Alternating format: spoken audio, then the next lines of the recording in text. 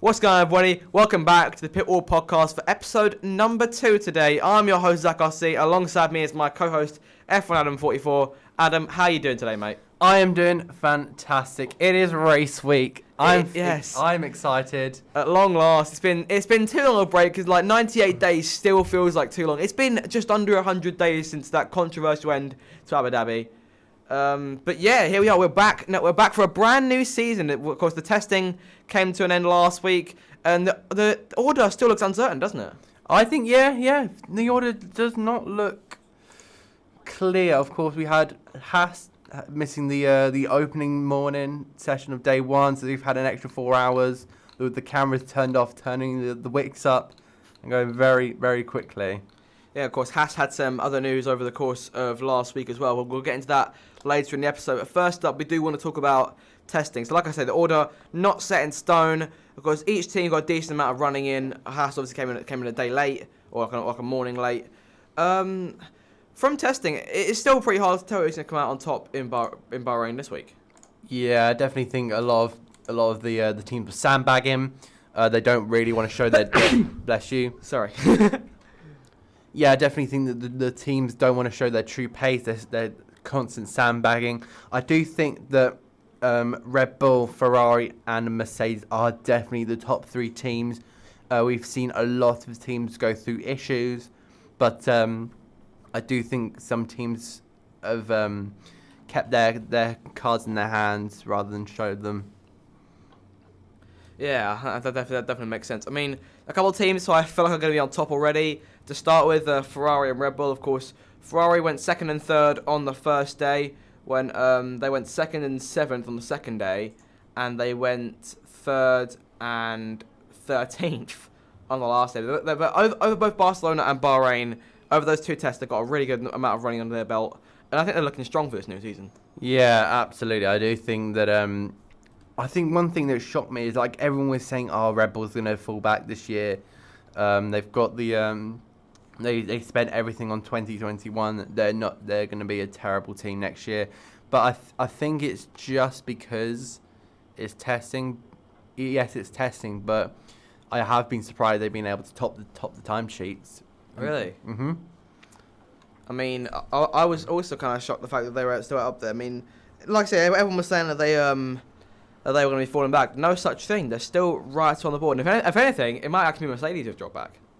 Yeah, or a lot of people are saying they're sandbagging. They've literally not turned the engine up. Yeah, I mean they're fair enough. It's a possibility, but yeah, because it's a possibility. Because the only reason for that is because they do it every year. The last few years, they've always had Lewis and Valtteri coming out saying, "Oh yeah, these other teams look stronger than we do. We've got our work cut out for us." They go through and they win the first race like nothing's happened. I would just like to say to you that Mercedes have won the last 3 opening rounds, 2 with Bottas and 1 with Hamilton. And the last years, they've always been saying they've had a team stronger than they have. The last time that they may have actually been right on that front was 2018, when Ferrari came out of the box with Vettel and Ricciardo won in China that year, and Lewis didn't win till round 4. Yeah, that was quite a scare for Mercedes back then. But we just have to wait until probably practice 3. I would say that's when Mercedes are going to go, right, we need to show what we've got really late on. I mean, I've been looking around on the internet, and sometimes in some places around Twitter, around Reddit, all kinds of places, and there is a loud group of people who do believe that Mercedes might even make it beyond Q2 in qualifying on Saturday.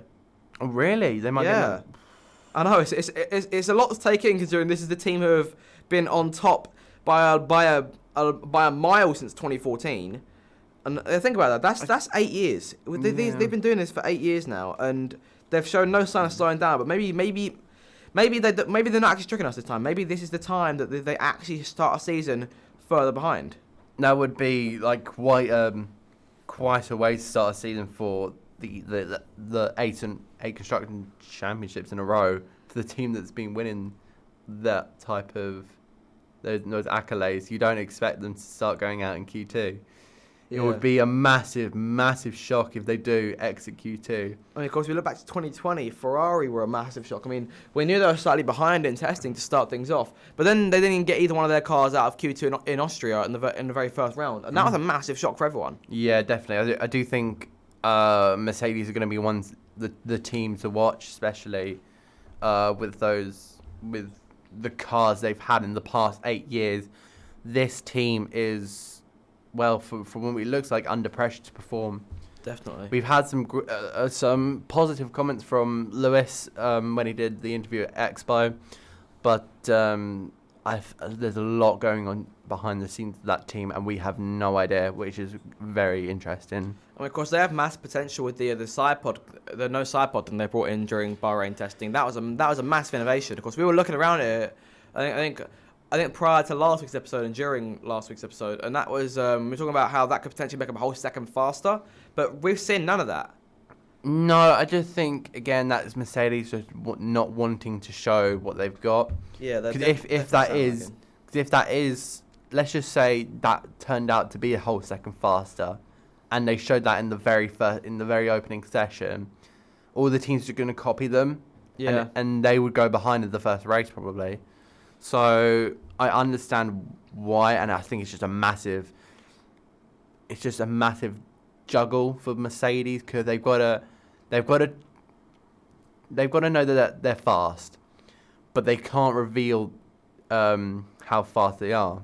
Yeah, that makes complete sense. And one team I do want to talk about as well is McLaren, who they had a decent test in Barcelona. Then in Bahrain, they've kind of fell off a little bit because, of course, they look like they were in a position to challenge based on Barcelona. And I mean, Lando's been doing good. Ricciardo hasn't been doing as well. Of course, unfortunately, he did test positive for COVID last week. He was I'm not sure if he did any running during the Barcelona I test, can confirm he did no laps. Ricciardo did not even appear in the paddock. I mean, yeah, that is gutting for him. I mean, this is new regulations. It's incredibly important. So it's just bad luck that he's been stuck with COVID now. However, he will be back for the first race of the season this weekend. Yeah, we've just had news about half an hour ago that Daniel Ricciardo has tested negative, and he will be running at the Bahrain Grand Prix. Which is always good, because we always need some smiles from Ricciardo to open up the season, don't we? I think he's going to really struggle. I'm so sorry, Ricciardo fans, but I'm pretty certain he's going to struggle. Really? Yeah, because he's just had Barcelona. He's missed about 24 hours of testing. I mean, I'm sure they've got him up to speed on the new car. I mean, I mean, McLaren definitely aren't going to leave him sort of in this limbo of not really knowing about, as much about things as everyone else does. I mean, they're definitely going to pass what Lando's done on to Daniel. Yeah, I see no reason why they wouldn't. There's no first or second driver dynamic at McLaren. It feels like they're on equal terms. Yeah, but a lot of the as a driver, a lot of the testing you do is around yourself, and especially it's gonna be interesting because of course you got second cars where you can like adjust them to a certain driver's driving style. So like Red Bull made theirs for Verstappen.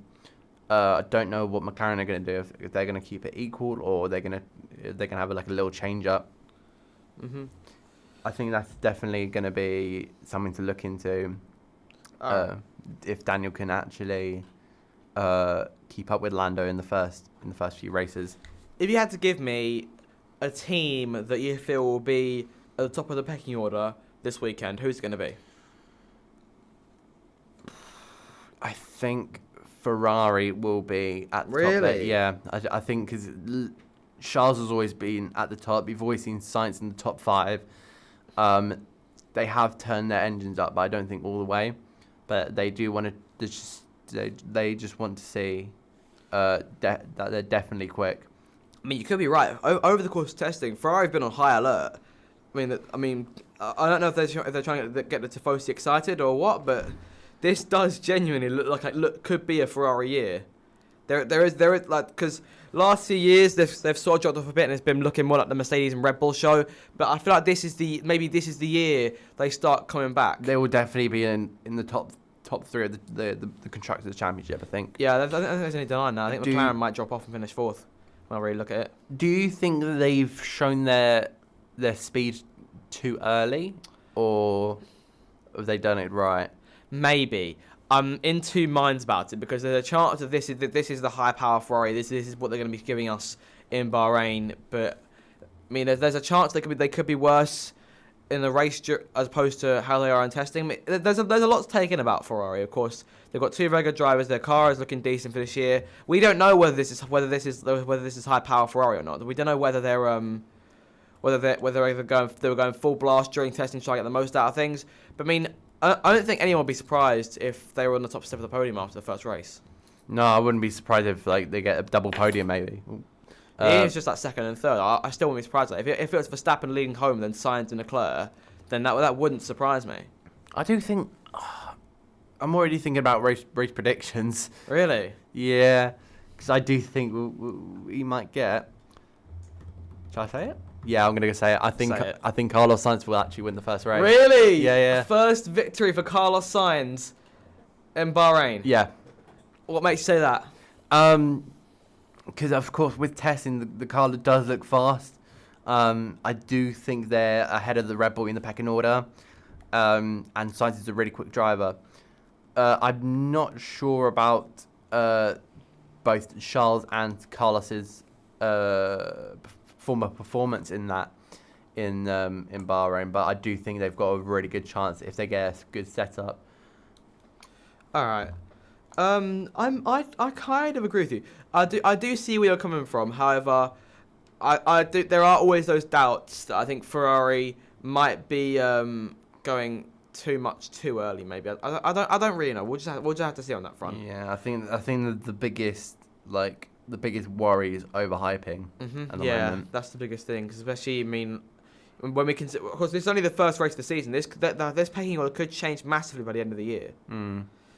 All right, okay. Well, we are going to move on from Ferrari now. The next team we do want to talk about is Haas, who I feel like could genuinely be the surprise of the pack this year, because a crucial choice they've made in the news that we're about to be talking about.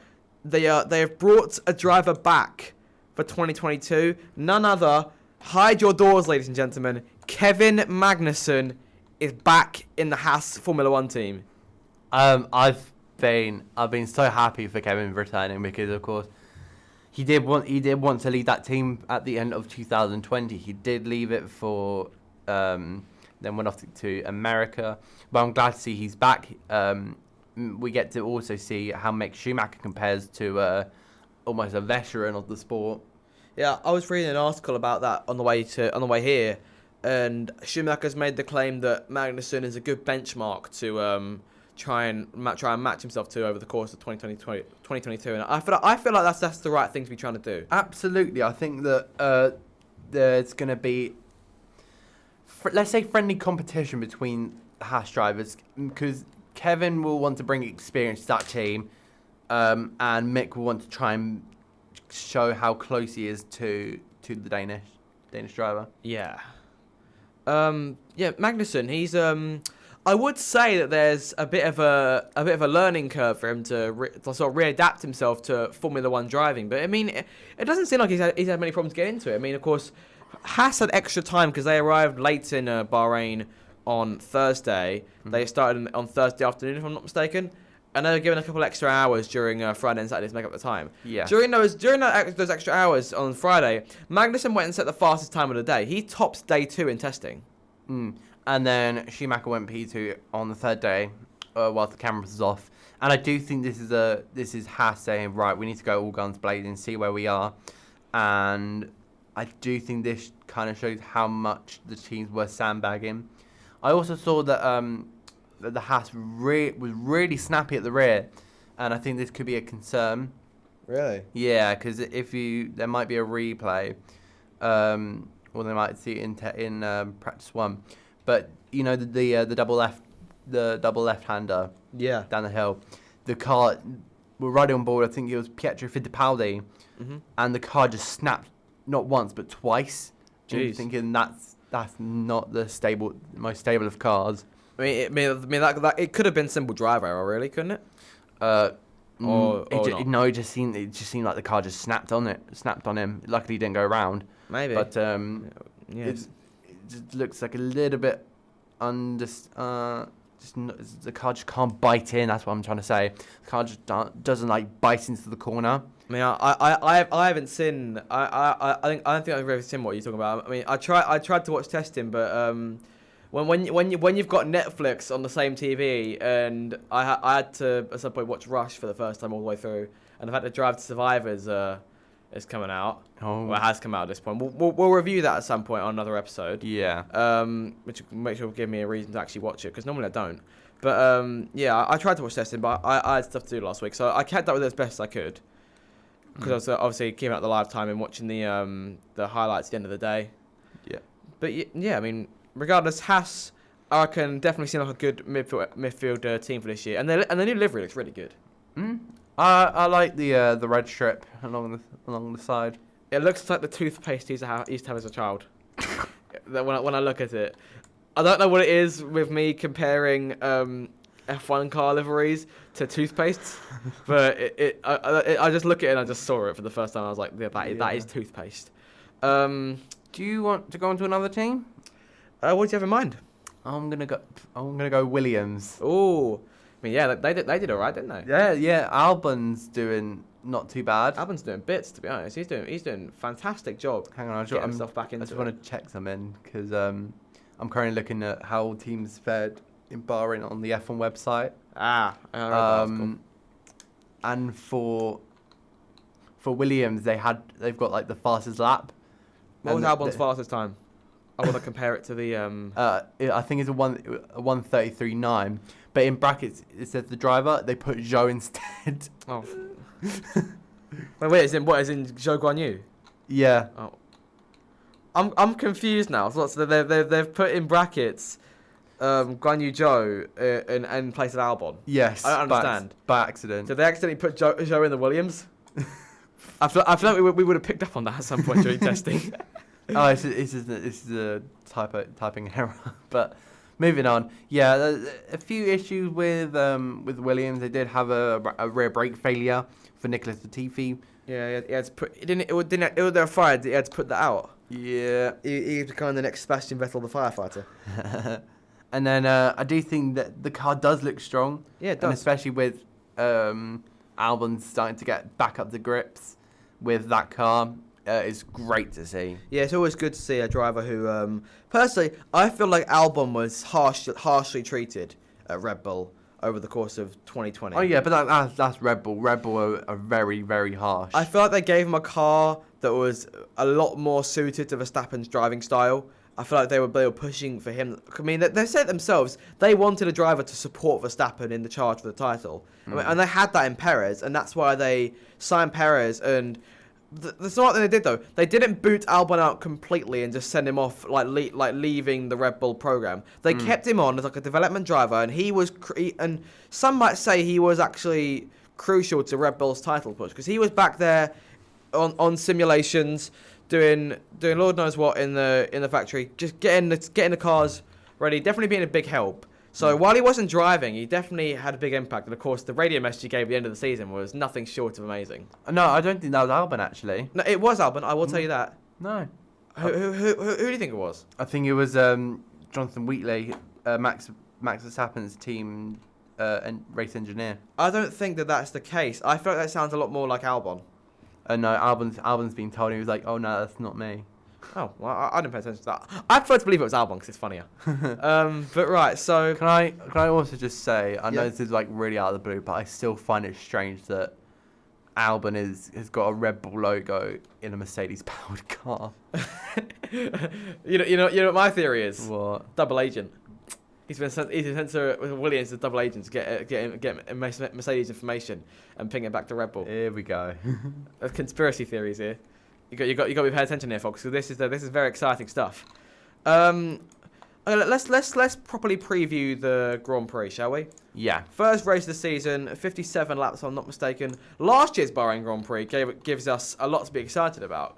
But just based on last year's race, that was very, very exciting. And this year's race could be even better. I mean, we're yet to see how these cars react in a race situation. Yeah, we've had a few battles between Carlos Sainz and Max Verstappen and Fernando Alonso and Lance Stroll. But and of course, with the race starts as well, they did. Yeah, as well. That was a mess. But I'm really interested as soon as we get into like lap 2 or 3, where we actually start to get into the so-called dirty air points of the race, where it's just like see how the cars react. One major thing is that the drivers feel they've lost less downforce when they're following dirty air, so that's important. That's what these regulations were designed for, and that was to not make overtaking easier, but make it easier to follow, which should lead to more overtaking. Yeah, I do think that it will work actually. Yes, I think because of course they've gone through so many simulations with that car that surely they've done well. They've done something. Yeah. But you said earlier, Ferrari. You think they'll be on top this season? Sorry, not this season, but like in Bahrain. Mm-hmm. What makes you think that again? Remind me. I just think that they've got the best package so far. Mercedes are lagging behind a little bit. They'll probably find themselves maybe P2 or P3 in the pecking order. But I do think Sainz will take that win. Really? Yeah. I'll be honest. I doubt you. I'm going to say the race is going to go the way of Kevin Magnussen. I'm joking. Max Verstappen. Ooh, okay, yeah. After winning the title, he's on fine form. The testing stuff went really well for Red Bull. And they were already up front to begin with. I feel like if Hamilton doesn't challenge him, Verstappen will... run away with it? Well, not run away with it. The Ferraris will definitely give him a time. But... I reckon, at the end of the day, Verstappen will win the opening round. Ooh, okay, nice. So we're in two different minds. Because apparently from I think it was Sky Sports Italia, and it's basically saying Verstappen's under pressure because he hasn't won in Bahrain, so he's going to feel a little bit of pressure, but he's dealt with a lot of pressure. Let's be real. There's how many drivers in the grid actually won at Bahrain? Let's think about it. We've got Hamilton's won in Bahrain. Vettel's won in Bahrain. Alonso's won in Bahrain. Perez, National Sakia. Kind of counts. But that's it. Yeah, 3 drivers. Yes, it's not like everyone else has won there and he hasn't. It's not that kind of thing. It's the season opener. Anyone wants to win the season opener. There's no real pressure to it at all. Yeah, he's just got to go out there and do what he does. Yeah, I do think he if he does find himself in the lead of the race, he will be able to cope because, of course, he's been in that championship scenario. That's given him a little bit of experience with pressure. Yeah. And then I feel like you don't know what you're gonna get. Is he gonna absolutely collapse like he did in Jeddah, or is he actually gonna actually be able to take the pressure? Maybe like Zandvoort. No, I feel like he can cope. I think he'll do a pretty good job to start things off. All right. So is there anything more we want to talk about in F1 before we move on? Are there any other teams you want to talk about? You know what? I think we've covered the main talking points. Yeah. Right. So let's move on to Formula 2, shall we? Yeah. Bahrain Grand Prix. They're going to Bahrain for the first race of the season, going back to the old format with only the feature race and the sprint race. Yeah, I'm excited to see that. I was reading an article on the F1 website that said that F2 and F3 will be unmissable in 2022. Oh, absolutely, yeah. Because we've got a fantastic lineup. I know. It's looking amazing. Loads of drivers. There's a couple of drivers that can win the championship here. You were showing me yesterday, I believe it was the Carlin livery for one of the 2 drivers. Logan Sargent's, I think it was. Okay, and it was a Williams based one, wasn't it? Yeah, Logan Sargent. It was the Williams livery on the F2 car, and it looked beautiful. It was stunning. Honestly, if F1 were to run the Formula 2 cars, I wouldn't at all care. I'd love it because the F2 car, the design looks incredible. Yeah, with the shark fins. The shark fin, yeah, you get it because you watch F2 like every single weekend when it's on. You don't miss a minute. But yeah, so there's a lot of people who we feel like could win the race on Saturday. Yeah, and the thing is with the spec series, there's a massive chance anyone can do it. Yeah, I mean, so look back to last year. Correct me if I'm wrong. Liam Lawson won the opener. No, it was not Liam Lawson. Did he win the second one? I'm pretty sure he won at some point that weekend. Let's go back and have a look, shall we? Yeah. Okay. The first round was one. I do feel like I'm right. Oh no, you're right. I am right. I told you. Who did you think it was? Did you think it was Piastri? because he won the sprint race that evening as well. No, I remember the big battle between Piastri, Zhou, and Armstrong, and that was in the night. Yeah, that was the second sprint race, like I said. Yeah, but Liam Lawson won the first one. I knew I was right. The only memory I have of Lawson is him getting spun round at turn 4 and getting a puncture. You don't have good memories of Liam Lawson, do you? I'm sorry, Liam. You will be. you will be sorry when he proves And then Guan Yu Zhou. I remember also Robert Shawson not having some good luck there. Right. So, who do you reckon is going to come out on top? There's the question for you. In both the feature race and the sprint race, who do you reckon? Give me 2 names. I'm just looking down. And 2 names, and why are both names Porsche? What? Not Porsche. Really? No. Wow, shocker! No. He's not chosen Theo Porsche to win. Mate, I think you'll get a podium or something. I'm in disbelief, Adam. Like, you think I'm joking? I'm not. I don't believe what you're saying, mate. I think it's a tough choice, isn't it? Let's be honest. There's so many drivers down the field that can win. Literally, we could throw about 10 names in there. I reckon.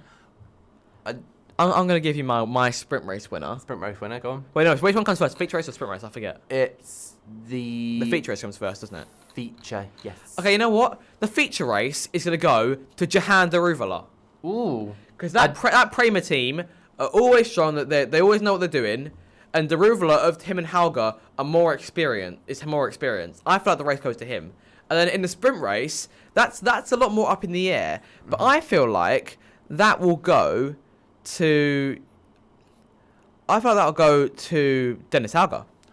Ooh, you do. If you do remember, the sprint race order is reversed. Yeah. The top 8 is reversed for the sprint race. So if he finishes 8th, he'll start on pole for the sprint race. I feel like Hauger in the feature race won't do the best. He'll finish around 5th or 6th, and then from a decent starting slot on Sunday, he'll make up those places and he'll win. Ooh, yeah. I think I'm gonna go for my feature race first. Go on. I've gone risky here. I've said Yuri Vips. Really? I think Vips. Yuri Vips in the high tech. Yes. Also, can I just say the high tech livery is fantastic. I need to remind myself what it looks like. Let me just search it again. While I'm doing that, you give me your reasons for Yuri Vips winning. I just think he's in his 3rd season of Formula 2. Let me double check that. Yuri Vips. He competed in Formula 2 for like a little 8 races in 2020, and then he did a full season with high tech. Yeah, I do think he's in his 2nd full season of Formula 2. I definitely think he's got that experience, and I think he can actually take that win. Which will be fantastic. And then I'm going to go on to my... Before you do, I've just seen the high tech livery. It looks the same as it used to. I'm just going to turn it around to make sure I've got the right one here. Turn it around on the monitor. Is that the right one? Yeah. It looks the same as it used to, just without Eurocali sponsorship. But I'm pretty sure when you showed me yesterday that there was something different on here. Are you sure we're looking at the same thing? Because this is definitely F2 2022. Are you sure you're looking at the same livery? I'm pretty sure. Because I'm just confused at this point. I mean, the Williams look very good on the Carlin. The Prema's got the Red Bull on it, which is gonna confuse me. And then the Alpine stuff on the Virtuosi looks really good. Okay, so you said Jury Vips for your feature race. Mm-hmm. Who are you going for the sprint race? I think he's an underrated choice. And I'm going to go with the Aussie, Jack Doohan. Really? Yeah. I was considering him for the sprint race. I feel like he'll definitely be up there. Maybe a podium come the end of it. Who knows? Yeah. But, you know, I do see where you're coming from on that front. Maybe. I'm not entirely sure that the sprint race is a bit more up in the air because we don't know who's going to finish where than the rest of the order, and that will obviously impact the starting grid for the sprint race. Mm-hmm.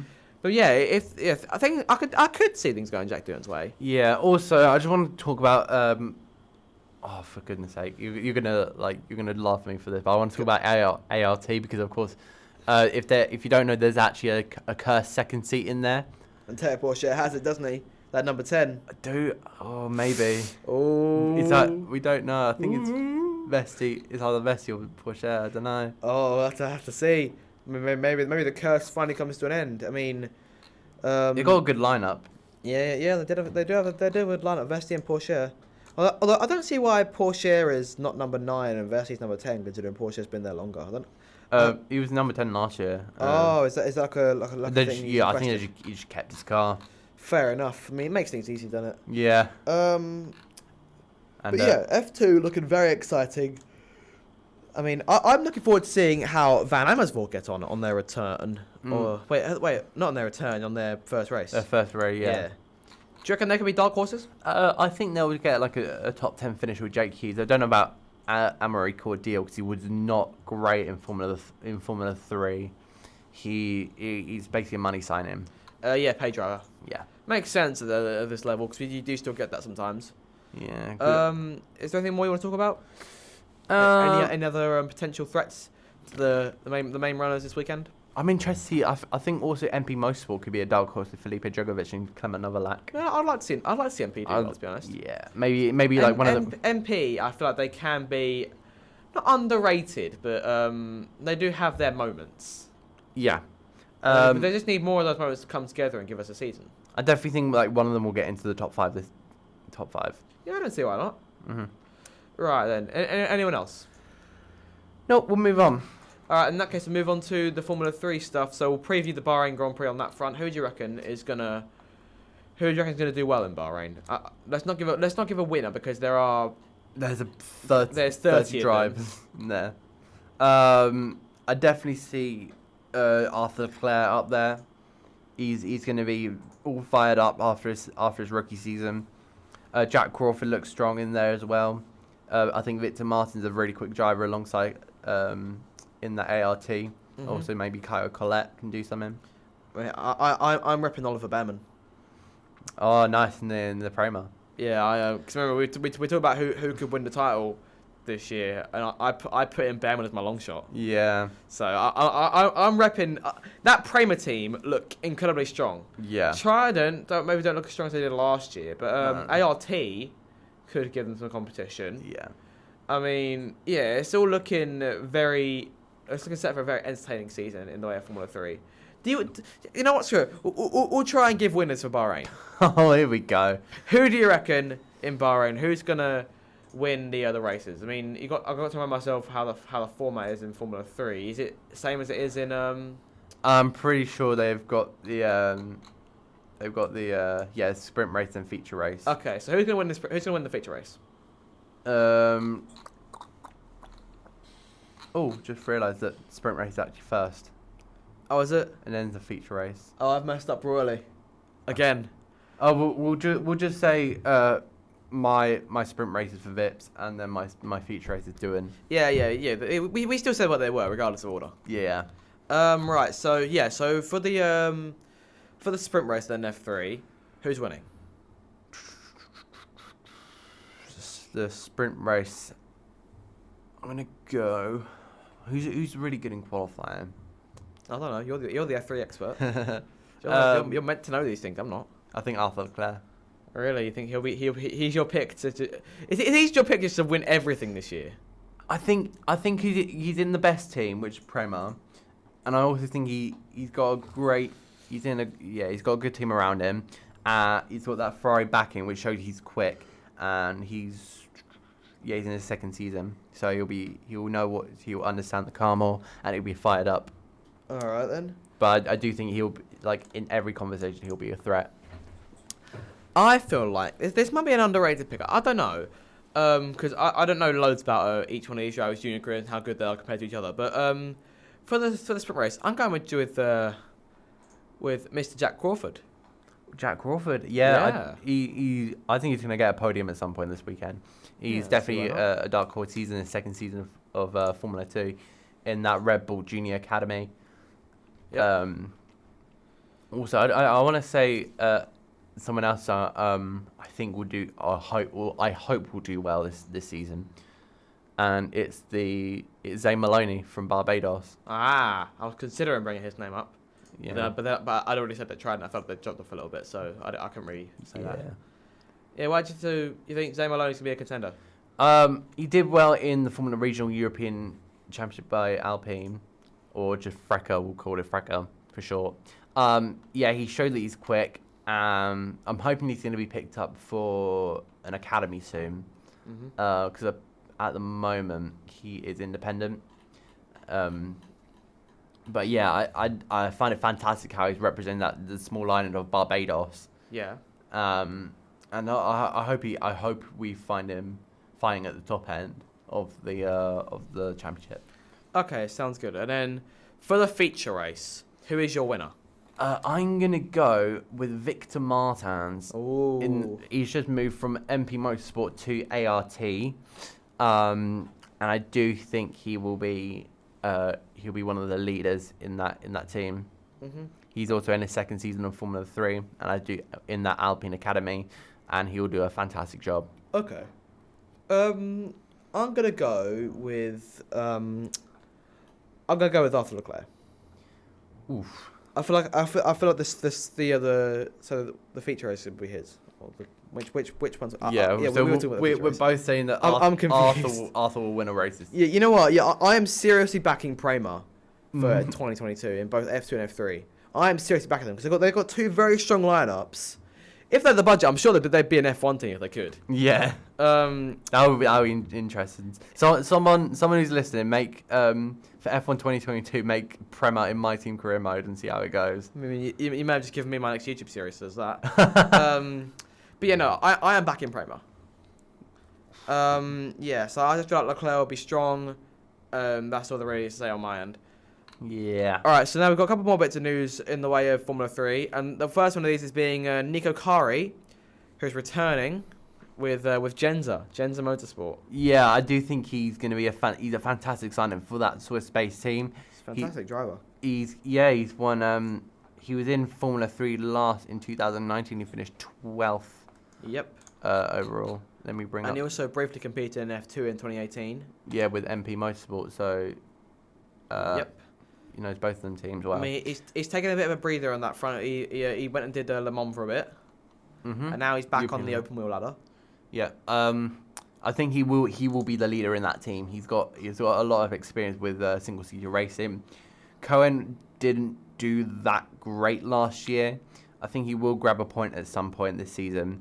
And William Alatalo's brand is a rookie as well. Where do you see Kari finishing in the championship? If you had to give me a number, where is he finishing? I'm saying top 10? P14. I think there's a lot of talent in that field, and because of his year out, he'll be a little bit rusty. Yeah. Yeah, I think I agree with you, to be honest. Can I throw another name in who I think will be a dark horse this year? Go on.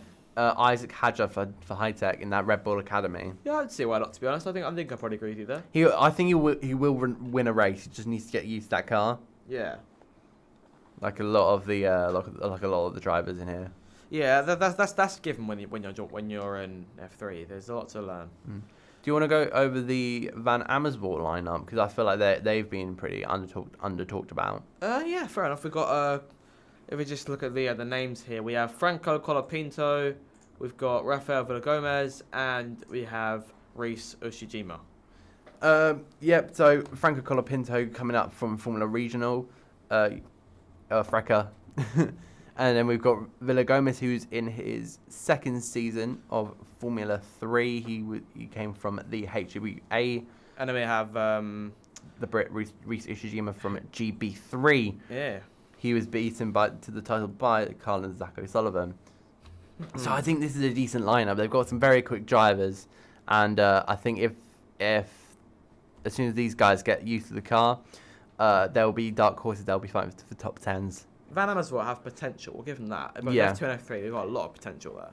Because of course, with it's a spec series, but there's like I've heard about that the best like Prema and Van Amersfoort are among the best in terms of resources. Like other teams have like Guenther and Charouz will be struggling for like team engineers, whilst Prema and Van Amersfoort is stacked. So I do think if they will have Van Amersfoort will have the ability to get into that top 10. All right. So we've got one last thing to talk about, Adam, on our little list here. Yep. And that is, of course, one of the drivers is unable to compete for this season. Alex Smolia, of course, with all the Russian athletes, he's unable to compete. So there's an available seat at MP Motorsport. It's disappointing that he's not being able to compete. It was going to be in his second season of Formula 3, and it was really unfortunate for these Russian athletes, I think. I can't imagine the feeling. I mean, I see why they're doing it, but I don't see what effect it has, if you will. I don't want to get too mixed up in what's been going on. Yeah. All I can do is wish Ukraine and their people my best. Mm-hmm. I'm pretty sure you heard about Nikita Mazepin. Yeah, that did happen. We compete as one. Because we discussed Mazepin's departure from the Haas team last week. Yeah. But that is an organisation for Mazepin, and it's his decision. Interesting stuff. Who do you reckon will take Smoliar's seat? I mean, you know a bit more down that ladder than I do, so there's a chance you might be able to potentially give me a name. I do think they might have to take Patrick Pasma. He was in Genza, but he was taken by Kari. I don't know if he has the funds for that. Maybe his manager's doing something about it. Let's hope so. I'm just looking through their previous lineups in Formula 3. If I find it, GP3, GP2.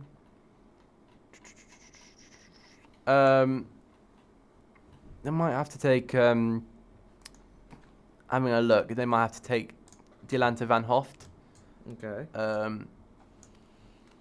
He competed in the Formula Regional Asia Championship and finished 13th in there. I definitely think it'll be good for definitely good for his career. It just depends if he has the funds. A lot of these F3 seats do they have the funds? Yeah, money plays a big part in this sport. Absolutely. It's an unfortunate fact, but maybe without you don't start the cash, you can't go racing. True. So, well, the racing will be taking place this weekend. It's been a long wait, and we are all fired up to go. I hope you guys are now a little bit more informed about what's been going on recently. If you've been stuck living under a rock for the last few weeks. So that's the end of this week's episode of the podcast. I do hope you enjoyed it. If you did, if you're watching on YouTube, make sure to like the podcast and subscribe to the YouTube channel. If you're listening on Spotify, make sure to like the podcast as well. And of course, our social media, Instagram and TikTok at pitwall.podcast for both the tags, and then you'll be able to find myself and Adam's individual accounts of social media on there as well. So with that then, that is the end of this week's podcast. I do hope you've enjoyed it. So from me, it's goodbye, and from Adam, take care, guys, and we'll see you later. All right, thank you guys for watching, and we'll see you next time.